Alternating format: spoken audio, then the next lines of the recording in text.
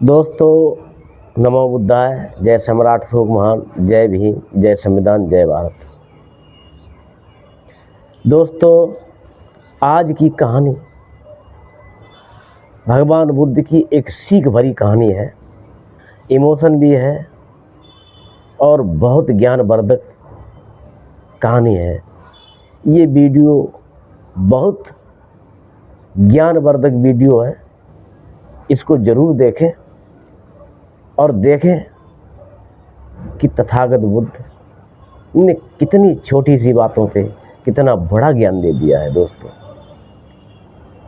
ठीक है दोस्तों, आगे हम इस कहानी के कुछ पार्ट से रूबरू कराता हूँ आपको। एक समय की बात है कि भगवान बुद्ध और उनका भिक्षु संघ बुद्ध विहार से, या कहा जाए जहाँ पे भिक्षु संघ था उस संघ से भिक्षाटन के लिए जाते हैं। तो देखते क्या है, एक गांव में गए जिस गांव में लोग ये कहते थे कि बुद्ध जो है उसके संग में कभी नहीं जाना, बुद्ध से कभी मतलब नहीं रखना, बुद्ध व्यभिचारी है, बुद्ध लूटता है और बुद्ध फ्री का खाता है, ये कहते थे। हालांकि भिक्षु संघ ने तथागत बुद्ध को बारंबार मना किया कि भगवान, ऐसे गांव में जाने से क्या फ़ायदा है जिस गांव के लोग हमारे लिए अपशब्द का प्रयोग कर रहे हो। लेकिन तथागत बुद्ध ज्ञान के सागर थे, विश्व गुरु हैं। वो तो कहा जाए जो कहते हैं घट घट के वासी, तो ऐसे तथागत बुद्ध तो जरूर थे जो हर किसी की मन की बात पढ़ते थे, जानते थे, समझते थे और उसको सच्चाई बताते थे। बहुत मना करने के बाद भगवान बुद्ध ने उनकी बात पे अमल नहीं किया। वो तो जानते थे कि सच्चाई से एक न एक टाइम हमें रूबरू तो होना पड़ेगा। दोस्तों, कब तक बचेंगे उससे। और सच्ची बात है कि जो रास्ता कठिन है उस रास्ते पे सबसे पहले चलने का प्रयास करना चाहिए, फिर बाकी की रास्ता बहुत सरल हो जाती है। होता यह है कि जो सरल रास्ता है वो तो हम चल गए और कठिन रास्ते पे अटक गए, तो जो हमने समय लगाया है, जितना भी समय लगाया है सरल रास्ते पर चल चल के उस मंजिल तक पहुंचने का, और अब कठिन रास्ता आ गई है, हम यहाँ पे अटक गए तो हमारा समय व्यर्थ गया। सबसे पहले उस कठिन रास्ता पे चलिए।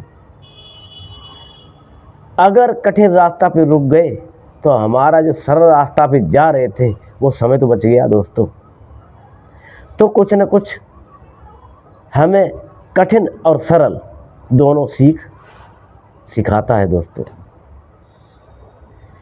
सबसे पहले हमें जब भी अपने जीवन के स्टेप लेने हैं तो जो कठिन है वो पहले लीजिए, सरल तो कभी भी लिए जा सकते हैं। इसलिए हमें चैलेंज भरी ज़िंदगी को एक्सेप्ट कर लेना चाहिए। समस्याओं से जूझने की आदत डालनी चाहिए। जो आप पर हमलावर है उससे पहले ज़रूर मिलिए। जो आपसे नफ़रत करता है उससे ज़रूर मिलिए। जो आपकी बुराई करता है उससे ज़रूर मिलिए। उसका काम है बुराई करना, नफ़रत करना, आपका काम है अच्छाई और नफ़रत के बदले प्यार परोसना। ये भगवान बुद्ध में क्वालिटी थी। बुद्ध विश्व के गुरु ऐसे ही नहीं दोस्तों कहे जाते हैं, बहुत बड़ी क्वालिटी है उनमें।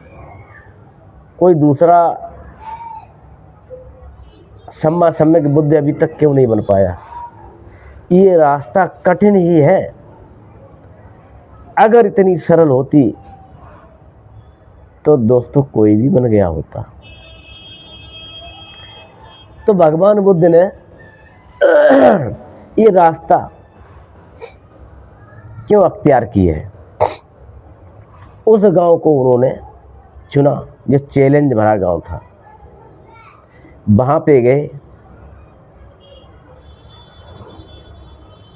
तो देखते क्या है, उस गांव में जाने से पहले पहले, क्योंकि लोग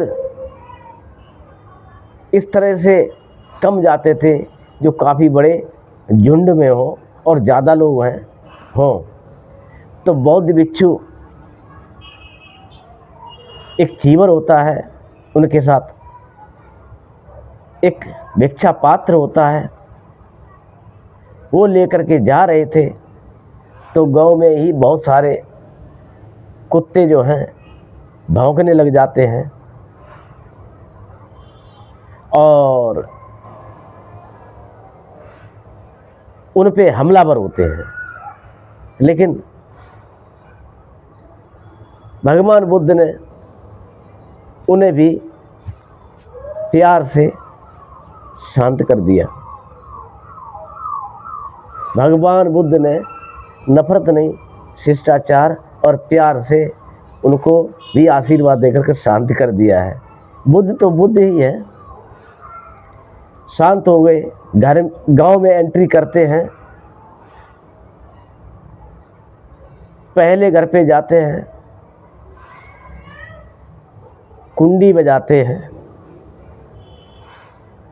उसमें से एक व्यक्ति निकलता है और बुद्ध को देखता है। सबसे पहले कहता है क्या है? तो भगवान बुद्ध भिक्षा के लिए निवेदन करते हैं। वो व्यक्ति कहता है जाइए जाइए, यहाँ कुछ नहीं मिलने वाला, जाइए। फ्री फंड खाते रहते, घूमते रहते हो ऐसे ही हट्टे कट्टे उल्लू पट्टे की तरह चले आ रहे हैं। गेट बंद कर लिया, दोबारा फिर बजाया, क्योंकि भगवान बुद्ध तो जानते थे यहाँ किस किस प्रकार के चैलेंज हैं। उन्होंने बौद्ध भिक्षुओं को आगे नहीं किया, खुद आगे हुए। उनको पता था बहुत बड़ा चैलेंज है यहाँ पे, और हमारे बौद्ध भिक्षु हैं, बिदक जाएंगे, परेशान हो जाएंगे और दुखी हो जाएंगे, निराश हो जाएंगे। वो व्यक्ति अंदर चला गया। तथागत बुद्ध ने फिर कुंडी खटकाई, व्यक्ति निकल के आया और जैसे ही कुंडी खोली देखा, क्या है, शर्म नहीं आती तुम्हें? हैं? सांड की तरह घूम रहे हो, हट्टे कट्टे उल्लू के पट्टे की तरह। काम पे मन नहीं लगता है, मेहनत नहीं कर पाते हो। भगवान बुद्ध मुस्करा दिया। मुस्कराने के बाद तुरंत उसने फिर कुंडी बंद कर ली।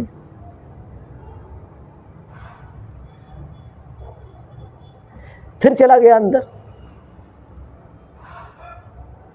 अब वो जो भगवान बुद्ध के साथ भिक्षु संघ था वो निवेदन करने लग गए, भगवान चलिए यहाँ से, ये कुछ देने वाला नहीं है। होता क्या है, बुद्ध कहाँ मानने वाले थे। भगवान बुद्ध ने फिर जा कर के तीसरी बार भी कुंडी बजा दी। अब की बार भगवान बुद्ध और उनका भिक्षु संघ काफी थोड़ा पीछे हो गया था, क्योंकि तीसरी बार में बहुत कुछ होने वाला था। हुआ ये, जैसे ही वो व्यक्ति कुंडी की आवाज सुनता है और गुस्से से लाल पीला होकर के और बड़े तामस में जाकर के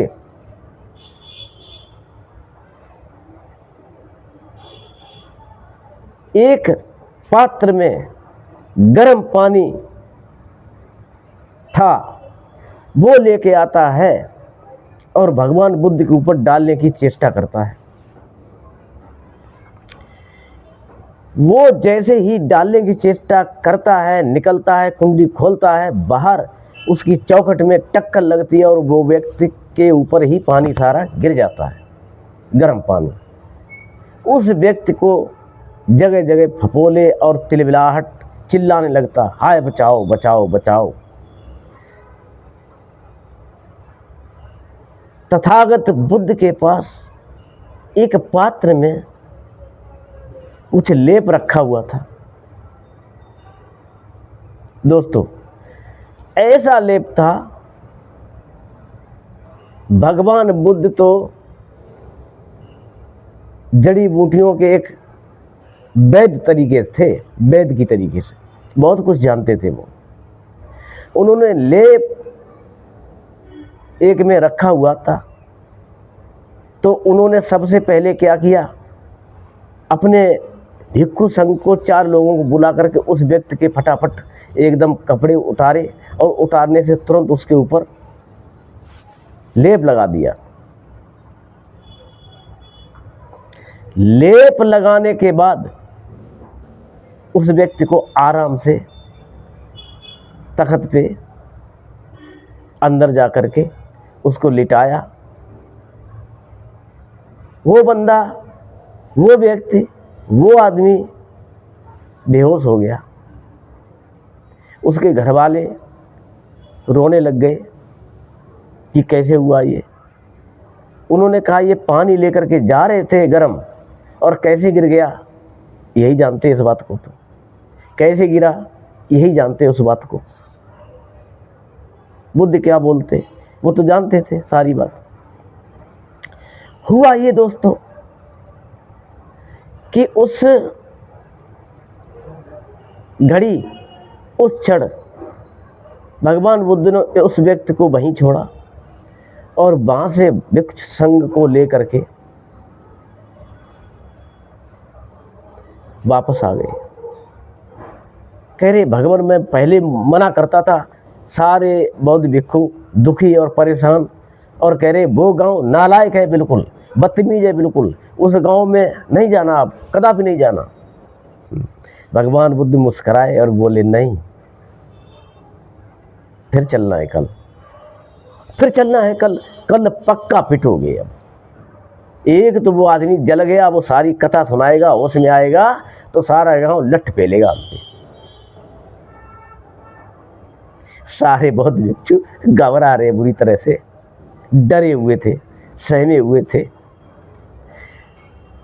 जो पहले का भिक्षाटन किया हुआ जो थोड़ा बहुत था, कुछ बौद्ध भिक्षु दूसरे दिशा में गए थे, वो करके लाए, उसमें से उन्होंने पेट पूजा की, वो भोजन किया, शारीरिक संतुष्टि हुई।